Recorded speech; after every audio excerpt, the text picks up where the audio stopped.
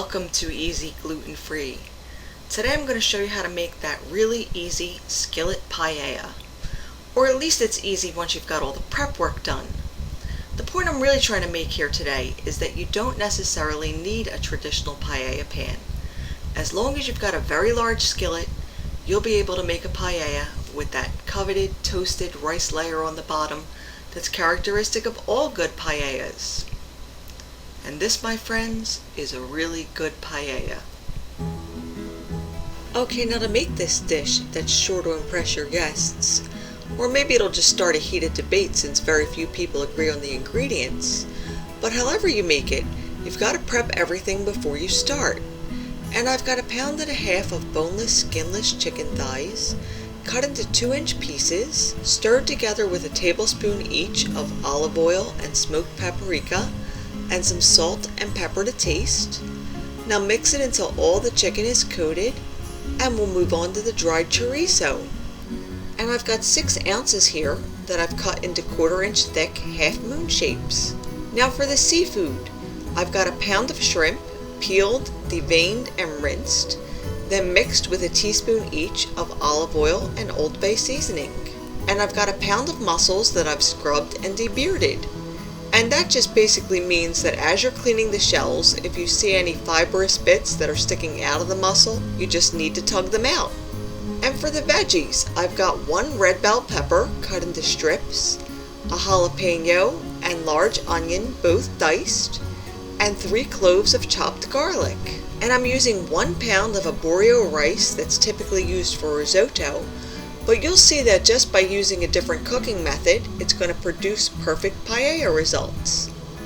A 14-ounce can of diced tomatoes, between 4 and 6 cups of chicken broth. We'll start out by adding 4 cups, but if at any point the pan gets dry before the rice gets cooked, it's good to have some extra on hand. You'll also need about 1/2 cup each of frozen peas and chopped parsley, and some lemon wedges to finish the dish. But the star of this show is a healthy pinch of saffron that's going to infuse the whole dish with exotic notes that'll make it sing. And the pan I'm using is a 13-inch non-stick skillet with fairly steep sides, and since I don't have a lid for this pan, I cut a round of heavy-duty foil about 1 inch larger than the pan itself, so I can cover it when it needs to be covered. Now over a fairly high heat with 1 tablespoon of olive oil, saute the chicken for 3 to 4 minutes, or until it's golden brown on all sides. And those crispy brown bits that are accumulating in the pan are going to add a lot of flavor to this dish. Now push the chicken to one side of the pan, add the peppers, onion, garlic, and chorizo, and continue to saute for about 3 or 4 minutes, or until the veggies begin to wilt and everything begins to develop a bit of color. Now stir everything together in the pan, then push the ingredients towards the outer edges to make a good sized space in the center. Add the rice with 2 tablespoons of olive oil and stir continuously for 2 minutes as the rice toasts. Then stir the rice into the other ingredients so it can begin to absorb some of the flavors in the pan. Add the tomatoes and give it a quick stir to get them well distributed. Then add the chicken broth and saffron.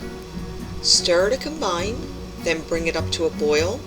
Reduce the heat to low, cover, and let it cook for 13 to 15 minutes or until the rice is almost done. Now we can remove the cover and give it a quick stir one last time before we arrange the mussels and shrimp over the surface of the rice. And don't worry too much if the rice looks a little on the drier side, since the mussels and shrimp are going to release more moisture into the dish as they cook. And I like to start at the outer edge of the pan where it's the coolest so that those mussels will be in the pan for the longest period of time. Now add the shrimp to the empty spaces, and once you've pretty much got no room left, scatter over the peas. Then cover and cook for an additional 8 to 10 minutes, or until all the mussels have opened and the shrimp has turned pink. Now to develop that beautiful toasted rice layer on the bottom, don't stir it, turn the heat up to medium-high, and continue to cook for anywhere from 30 seconds to about 2 minutes, or until the rice just starts to brown on the bottom. And don't worry, since the non-stick pan will keep it from sticking. Now we can take it off the heat, add some lemon wedges, scatter over the parsley, then drizzle on just a touch more olive oil to bring out the flavors in the seafood, and your spectacular looking paella is ready to serve. And when you bring this to the table, everyone will be so impressed with the complexity of this dish, no one will have a clue that that large non-stick skillet made it really easy to execute this dish perfectly. Let me tell you folks, if you make this, you're going down as a legendary cook among your friends. And if you'd like to print a copy of today's easy skillet paella recipe, you could always visit my blog at the link below. And for brand new recipes every week, don't forget to subscribe. See you again soon!